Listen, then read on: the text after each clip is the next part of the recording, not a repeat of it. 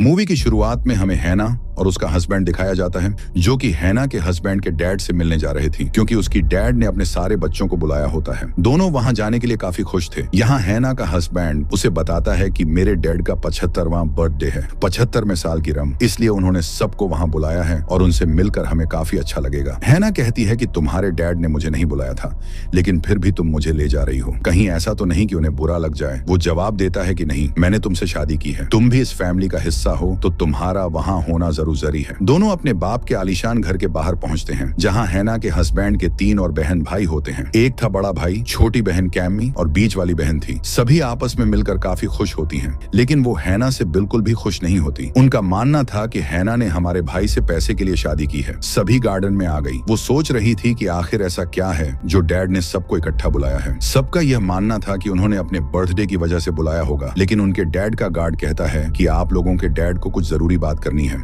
आप लोगों से हैना का हस्बैंड उन सबको अंदर लेकर जाता है और कहता है कि वो ऊपर वाले कमरे में चले, क्योंकि डैड वहीं मिलेंगे। वो सब ऊपर वाले कमरे में जाकर अपने डैड से मिलते हैं, जो उन्हें बताते हैं कि मैंने पूरा सिक्योरिटी सिस्टम लगवा दिया है ताकि घर के अंदर कोई ना आ सके। बच्चों को ये सुनकर हैरानी होती है। वो पूछते हैं आखिर ऐसा क्यों? उनके डैड कहते हैं कि आज रात को कोई आने वाला है जो मुझे मार देगा और उन 5 को मेरी हिफाजत करनी हो ताकि वो मुझे मार ना सके। ये सुनकर सब बच्चे हैरान हो गई और सोचते हैं कि आखिर कौन आएगा। डैड उनसे कहता है कि मैं इस बारे में तुम्हें नहीं बता सकता। बच्चे कहते हैं कि मजाक करना बंद करें और सच बताएं कि आखिर वो ऐसा क्यों कह रहे हैं। वो कहते हैं कि मजाक नहीं, बल्कि तुम इसे बिल्कुल सीरियस लो, क्योंकि अगर मैं आज रात मरता हूँ तो ये चीज तो तय हो चुकी है कि मरने के बाद मेरी सारी प्रॉपर्टी किसी चैरिटी की हो जाएगी, ना कि मेरे बच्चों की। लेकिन अगर मैं जिंदा रहा तो अपनी प्रॉपर्टी को तुम सब में बांट दूंगा। तुम्हें बस आज रात मुझे महफूज रखने के लिए कुछ भी करना है। ये सुनकर सब हैरान हो जाते हैं और सोचने लगते हैं कि आखिर वो ऐसा क्यों कह रही हैं। लेकिन तभी वो अपने गार्ड को हुक्म देते हैं कि अब तुम जा सकते हो। और जब गार्ड वहां से गया तो सारे खिड़की दरवाजों को अच्छे से लॉक कर देता है, ताकि कोई भी वहां से ना अंदर आ सके और ना ही कोई बाहर जा सके। और वो सब नीचे जाकर बात करने लगती हैं कि आखिर डैड को ऐसा क्या हो गया है कि वो ऐसी बातें कर रही हैं। तो उन सबको लगता है कि शायद डैड हमें आजमाना चाहती है। उन्हें नहीं लगता कि यहाँ कोई भी आएगा उन्हें मारने के लिए, क्योंकि सारे खिड़की दरवाजे तो पहले ही लॉक्ड है।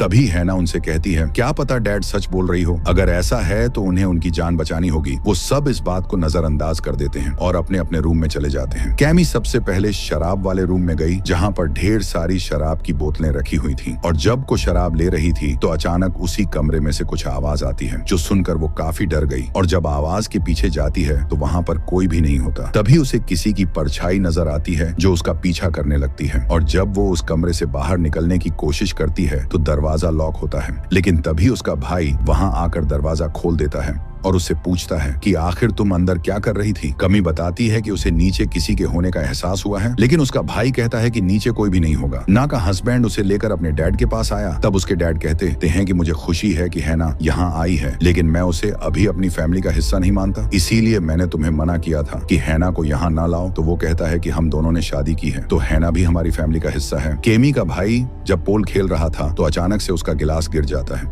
जो देखकर वो हैरान हो जाता है। जब वो पीछे मुड़ा तो देखता है कि उसके पोल की सारी बाल इकट्ठी हो गई है। ये देखकर वो फिर से हैरान रह गया और सोचता है कि आखिर मेरे साथ ये क्या हो रहा है। तभी उसकी दूसरी बहन आ जाती है और वो दोनों बातें करने लगे। इधर कैमी काफी बोर हो रही थी तो वो स्विमिंग पूल में चली जाती है नहाने के लिए। लेकिन जब वो कैमरा ऑन करती है तो उसे अपने पीछे कोई खड़ा हुआ नजर आता है। लेकिन जब वो पीछे मुड़ती है तो वहां कोई भी नहीं होता। वो आवाज लगाती है कि जो भी है वो बाहर आ जाए। लेकिन जब वो चेक करने गई तो कोई भी नजर नहीं आता। फिर कमी स्विमिंग पूल के अंदर चली जाती है। तभी अचानक कोई आत्मा उसे पकड़ लेती है और उसका माथा काट देती है, जिससे उसका खून निकलने लगा। आत्मा उसे स्विमिंग पूल में फेंक देती है, जिससे उसकी मौत हो जाती है। कमी के बहन भाई आपस में बात कर रहे थे कि आखिर उनके बाप ने ऐसा क्यों किया और उनके क्या प्लानिंग है। लेकिन तभी वहां हैना का हस्बैंड आ जाता है, जो सुन लेता है कि वो उसकी बीवी के बारे में बुराई कर रही थी। तभी उन्हें एहसास हुआ कि कैमी यहाँ नहीं है। और जब वो नीचे गए तो उन्हें कैम की लाश मिलती है, जो देखकर वो हैरान तो हो जाते हैं और सोचने लगते हैं कि आखिर किसका काम होगा। केम का भाई कहता है कि वो तो हमारी बहन है, तो हम तो उसे नहीं मार सकते, लेकिन हमारे बीच एक ऐसी लड़की है जो हमारी फैमिली की नहीं है। ये सुनकर हैना का हस्बैंड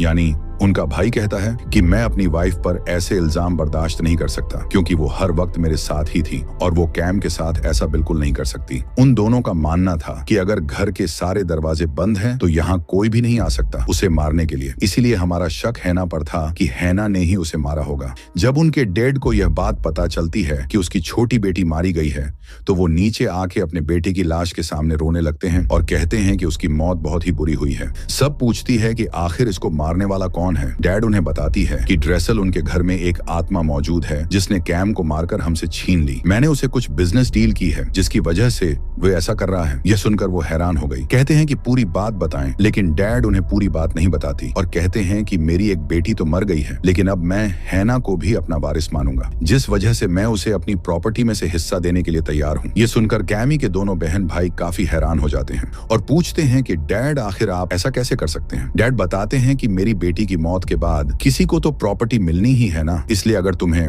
और अमीर होना है तो मुझे जिंदा रखना होगा। केम का बड़ा अपनी डैड के ऑफिस से गन ले लेता है अपनी हिफाजत के लिए और कहता है कि जिस किसी ने भी मेरी बहन को मारा है मैं उसे जिंदा नहीं छोड़ूंगा। दोनों बहन भाई फिर से हैना को इल्जाम देते हैं, कहते हैं कि उसने ही कैमी को मारा है, लेकिन हैना कहती है कि कैमी के साथ मेरे रिश्ते बहुत अच्छे थे और मैं उसे मारने का सोच भी नहीं सकती। हैना और उसका हस्बैंड नीचे गई जहां उन्हें कैमी की लाश नहीं मिलती। ये देखकर वो हैरान हो गई। सोचते हैं कि आखिर उसकी लाश कहाँ गई। बो हो गई। वो समझ जाते हैं कि यहाँ जरूर कोई है जो उन्हें जान से मार डालेगा। इसलिए वो फैसला करते हैं कि हम दोनों यहाँ से भाग निकलेंगे। वो दरवाजा तोड़ने की कोशिश करते हैं लेकिन इससे कोई फायदा नहीं होता। तो उसका हस्बैंड हैना से कहता है कि हम नीचे के रास्ते से निकल सकते हैं, तो वो नीचे जाने लगी ताकि वहाँ से बाहर निकल सके। कमी की बहन उसकी पेंटिंग की तरफ देखती है जो उसे घोर रही थी और ये देखकर वो हैरान होने के साथ साथ डर भी जाती है। लेकिन तभी उसका भाई वहाँ आ गया और उसे शांत करके कहता है कि मैं डैड को बचाने के लिए किसी भी हद तक जा सकता हूँ। मुझे लगता है कि हैना और हमारा भाई मिलकर ये सब साजिश कर रहे हैं ताकि वो अमीर हो सके और डैड की प्रॉपर्टी के बश बन सके, लेकिन हम दोनों ऐसा होने नहीं देंगे। हैना और उसके हस्बैंड नीचे थे। वो बाहर जाने का रास्ता ढूंढती हैं तो उन्हें पता चलता है कि हर जगह लॉक्ड है। तभी हैना का हस्बैंड एक लॉक खोलता है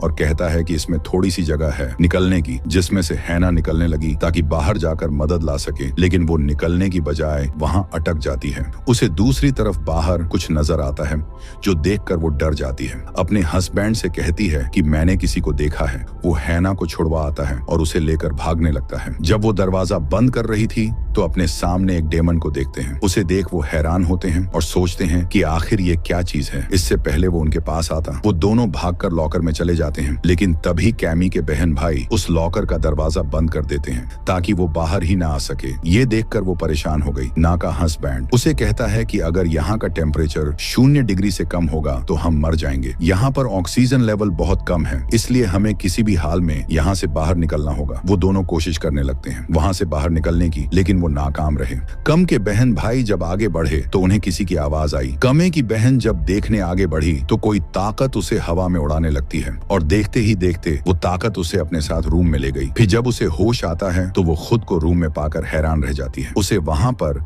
उस डीम के पैरों के निशान भी नजर आ रहे थे। तभी वो कैम की पेंटिंग की तरफ देखती है जिसकी माथे से खून निकल रहा था। अचानक कैमी उस पेंटिंग से बाहर आ जाती है जिसे देखकर वो काफी डर जाती है और कैमी उस पर उल्टी कर देती है। तभी कैम का भाई वहां आकर उस पर गन तान देता है और कहता है